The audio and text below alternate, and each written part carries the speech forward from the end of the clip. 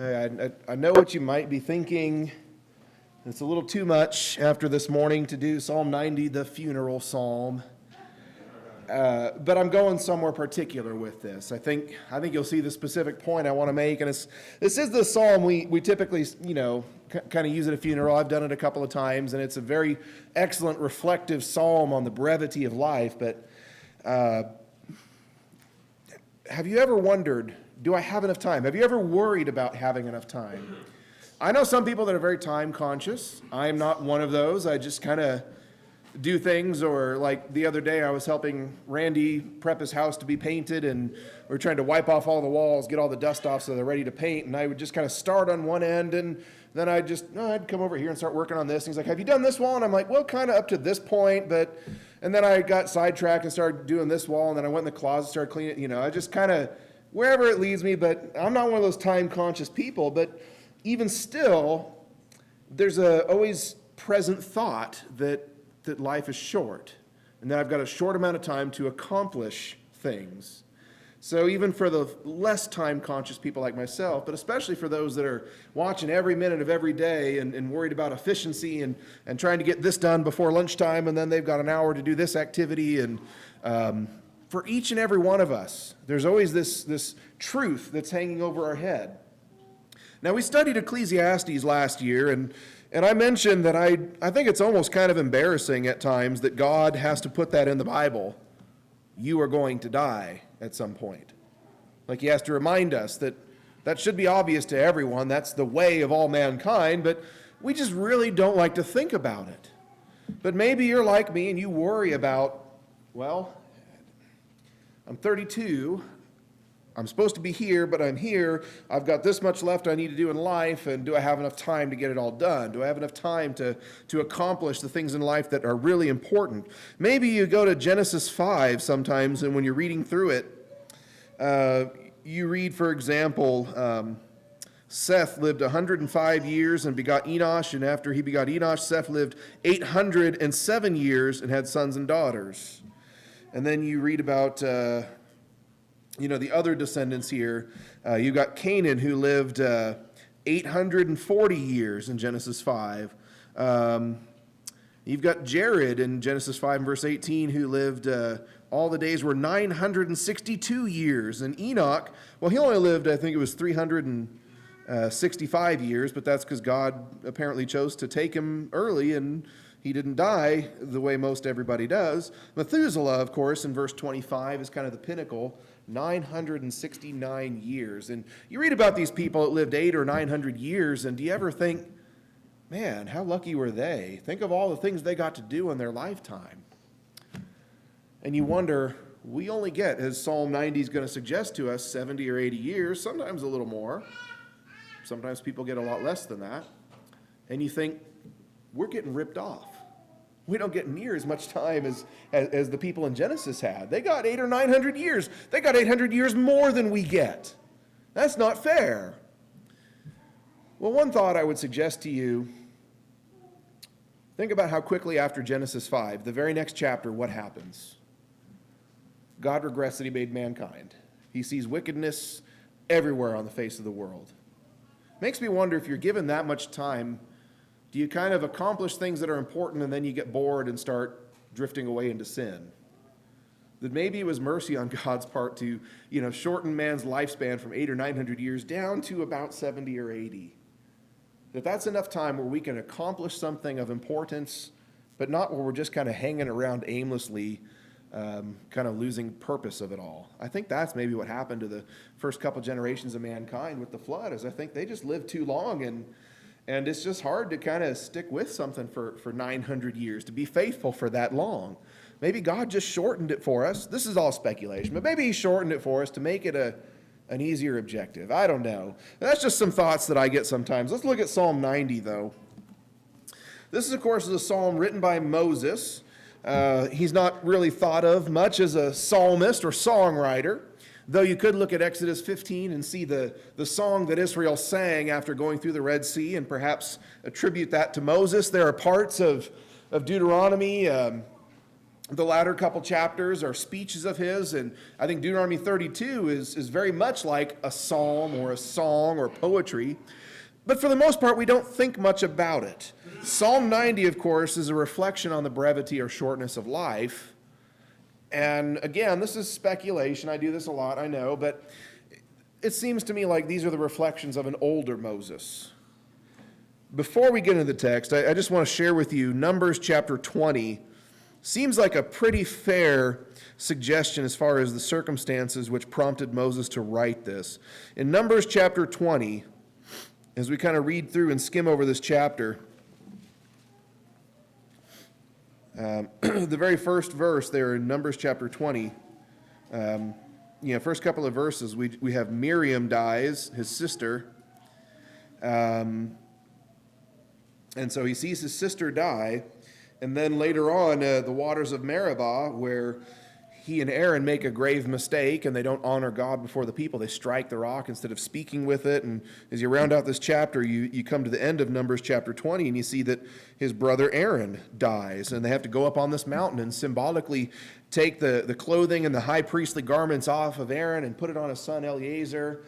And then God says, after that, I'm going to gather up Aaron to his relatives, and he's going to die. And so you just kind of look at the events of that chapter, that his brother and his sister both die, and the promised land is something taken away from him. Things got real for Moses right there. I mean, not that they weren't before, but I think that perhaps suggests to me the mindset that Moses is in when we come to Psalm 90. Someone who has just experienced and tasted death of close loved ones, and it's really got him thinking deeply about it. He's coming near the end of his life, and the promised land is no longer something in his sight, but he's got bigger things in mind, as Hebrews 11 tells us. The psalm begins with a great contrast, and this will piggyback well off our lesson this morning about the immutable nature of God, that he does not change, that he is from everlasting to everlasting. He has never changed. He is, well, like he told Moses at the burning bush, I am who I am. I am the self-existent one. That name, Jehovah or Yahweh, I am, that describes as better as any words could his nature, self-existent. We understand perhaps a little bit the idea of no ending, the idea of eternal life, but we were all created. We don't know what it's like to have no beginning, to always be in existence. And that's God. And this is the contrast he starts with here in Psalm 90. Let me read the first 4 verses and we'll make a few observations here. Lord, you have been our dwelling place in all generations. Before the mountains were brought forth, or ever you had formed the earth and the world, even from everlasting to everlasting, you are God. You turn man to destruction and say, return, O children of men. For 1,000 years in your sight are like yesterday when it is past, and like a watch in the night. You carry them away like a flood. They are like asleep. In the morning they are like grass which grows up. In the morning it flourishes and grows up. In the evening it is cut down and withers. It says, before all of our generations, for all of our generations, you are our dwelling place forever. And so they understand that God isn't just the God of Israel. Though he is their God, he predates them. Before all our generations, every generation of us, for all of our existence, and even before our existence, because God, you were before the mountains. And mountains are something that when we think of nature, occasionally, again, like I said this morning, there's only one thing that is constant, that does not change, and that is God. The next closest things would be things like mountains. Occasionally they'll erupt. Mount St. Helens has changed quite a bit from the 80s to now, but for the most part, mountains we consider to be stable, solid, something that we can't move. They move occasionally by the forces of nature that are beyond our power and comprehension, but mountains are supposed to be something that is solid and immovable, and yet God was before them. The foundations of this world, God has always existed, and so this is just meant to be an impressive description from everlasting to everlasting. And this is the kind of thing when you see me pondering this and you see a little smoke coming out of my ears, it's because this is hard to grasp. This is impossible for mortal man to grasp. We understand the idea, but to really understand it and to really know what this means, this concept of from everlasting to everlasting, well, that's God's permanence. Again, he is the solid rock we can build our lives on because he is permanent. Other language he uses in verse 5 and 6, in the morning they are like grass which grows up. In the morning it flourishes and grows up. In the evening it is cut down and withers. It says, compared to God, we're kind of like grass. Has anybody here tried to plant your own lawn or put seed down for your own lawn? I'll never do that again. I'm just going to buy the turf next time I need to put a lawn in and roll it out and keep it watered. I tried putting seed down in my first house here, and I didn't have a sprinkler system, which was my biggest mistake, and I just tried to keep it wet enough. I thought we had grass growing, and once it got tall enough, I'm like, oh, it's all weeds. It's all weeds. No grass has really grown up at all. And it was just so hard, or I'd get a couple little sprouts of grass, but I couldn't keep it watered enough, and it would never really grow. And, he's saying that's kind of the way we are. Morning to evening. We get one day, in the eyes of God, it's like one day passing like grass that, and seed will quickly take root and spring up in these tiny little shoots of grass, but if you don't keep it watered, it's gone. You have to start over again. He's like, that's what we're like to God. That's what we're like compared to God. We're here and gone. And by the way, this idea of a day being like 1,000 years and so on and so forth. Verse 4, for 1,000 years in your sight are like yesterday when it is past, and like a watch in the night. Do you remember what you were doing yesterday? You should. It wasn't that long ago. Do you remember what you were doing 10 years ago on this day? No. Do you remember what you're doing 1,000 years ago? No, because you didn't even exist. Like, we can't even remember a year ago on this day. We can remember yesterday, but that's how God is. Like 1,000 years to him is just like remembering yesterday, fresh on his mind, like it just happened, even though it was 1,000 years ago. That's a lot of time for us, for mortals. God uses the same language in 2 Peter chapter 3 when he's talking about the coming destruction eventually, when he's going to destroy this world and burn up everything physical, and all that's left will be spirit, and we will face our judgment. God is not pushed by our timeline. We kind of think, well, God, we're waiting, and God's like, you can wait 1,000 years, and that's hardly a blip of time and to my attention. He says, I'm not bound by your limitations. And that's an incredible thought. I made the comment that the same God who helped you in the past through all your trials, the same God who forgave you all your sins, is the same God who's waiting for you in the future. God is not stuck in time like, can God know what's going to happen in the future? That's not really even the right question to ask. God is already there in the future. God is already there in the past. God exists, and all time is laid out before him. It's not that he's seeing something and looking ahead like he's stuck in the moment with us. He already exists there. He's not even bound by time, and that's the idea here. It's not some secret or clever code that anytime you see like weeks, well, like 2 weeks is 14 days, so times 1,000 is 14,000, and no, there's not some weird Da Vinci code, secret number, decoder ring here. It's simply an expression to say, time doesn't matter to God. And so this is just incredible. And then by contrast, comes in and says, this is God. Before the mountains were even existed, before this world existed, from generation to generation, from everlasting to everlasting, he never had a beginning. He always was. And then here's mankind. In verse 7, for we have been consumed by your anger, and by your wrath we are terrified. You have set our iniquities before you, our secret sins in the light of your countenance. Well, we can't even hide our secret sins from God. As far as a contrast between God and man, there's nothing we can hide from him. There's nothing that escapes his vision, his sight, his knowledge, and understanding. Verse 9, for all our days have passed away in your wrath. We finish our years like a sigh. The days of our lives are 70 years, and if by reason of strength they are 80 years, yet their boast is only labor and sorrow, for it is soon cut off, and we fly away. By comparison, it says, our years end like a sigh, a breath, a vapor, and then we're gone. That's all we are. It's just here today and gone.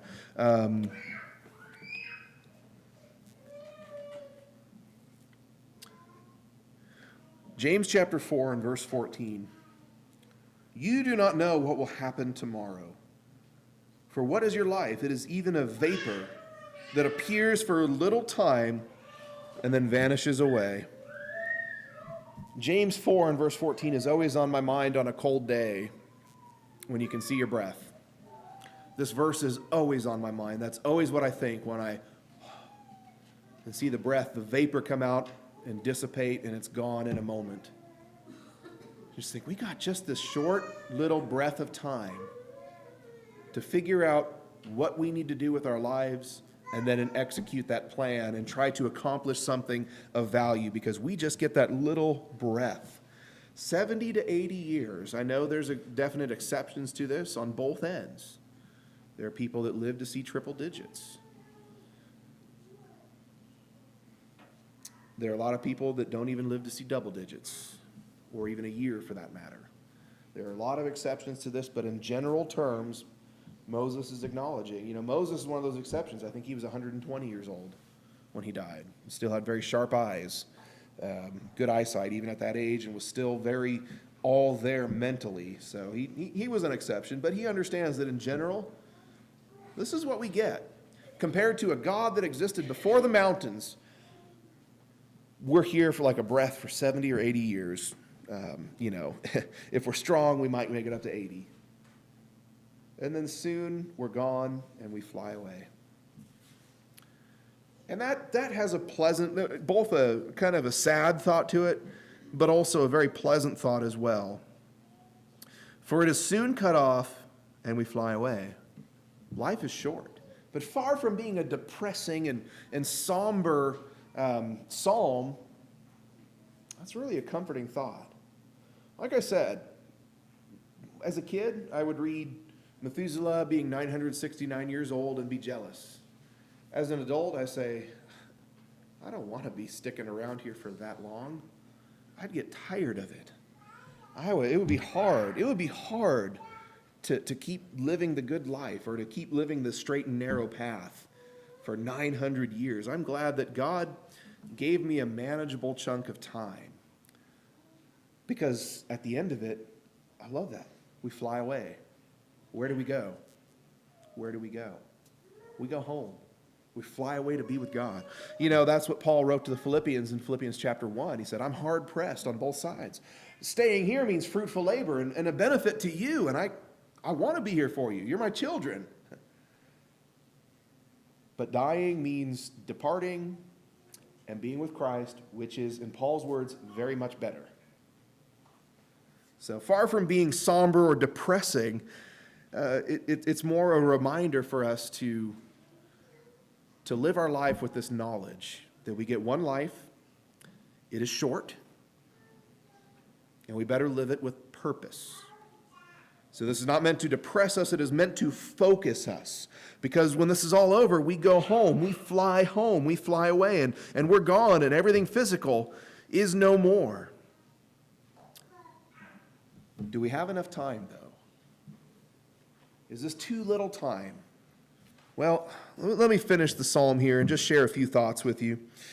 Verse 11, who knows the power of your anger? For as the fear of you, so is your wrath. So teach us to number our days, that we may gain a heart of wisdom. And there's a lot in this one verse right here. First of all, he says, so teach us to number our days. And this is usually the verse we focus on when we put this in the context of a funeral or a memorial service. We want to be living with purpose. We want to think about every day. We want to think about, where do I want my life to end and how am I going to get there? What steps am I going to take? Where am I supposed to be at this point in my life? Where was I 10 years ago? Am I the same Christian I was 10 years ago, or have I grown? We need to be asking these questions. We need to be numbering our days and understanding. People always have this thought. I'm still young. I can come back around and I can kind of get right with God later. That's wasting your days. That's not numbering them. That's not taking advantage of a limited resource.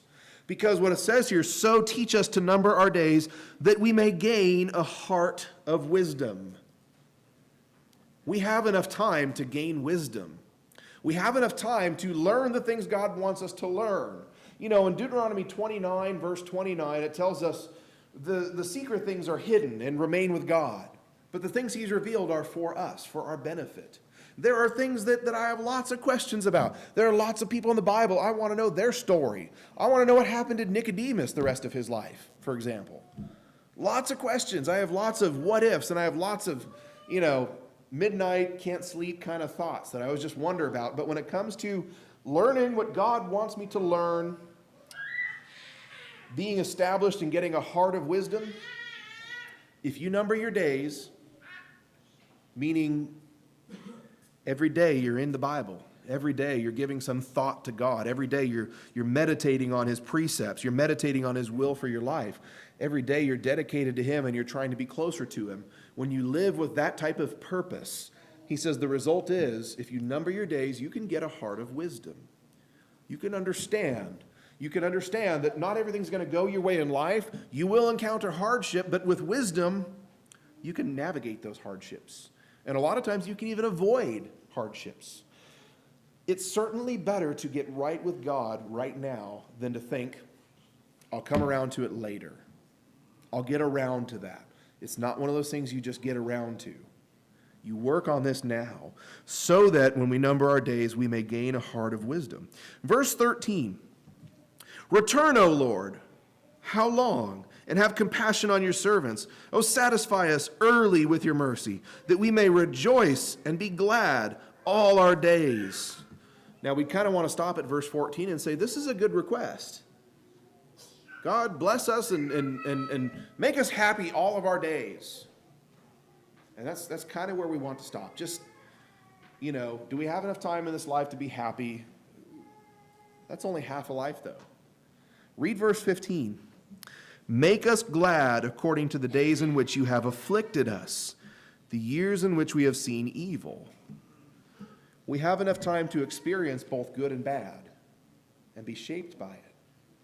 This is something we need to understand, to embrace, that there's going to be negative experiences, challenges in life. Go over to Ecclesiastes chapter 11. I want you to notice verse 8. Ecclesiastes chapter 11 and verse 8.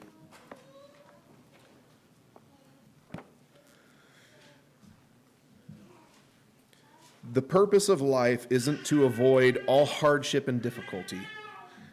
I get it. I don't enjoy it. I don't seek it out. And I'm not recommending that you seek out hardship or pain. But I am suggesting to you that if you want an abundant life, don't run away from it. Don't pretend that there isn't pain in this world. Ecclesiastes chapter 11 and verse 8, but if a man lives many years and rejoices in them all, not just rejoicing in the good years, this is rejoicing in all the days, good and bad, yet let him remember the days of darkness, for they will be many. All that is coming is vanity.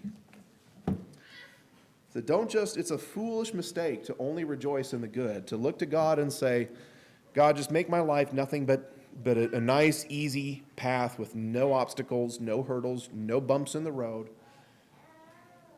We want to experience both good and bad. James chapter 1, and then we'll move on to our third and final point.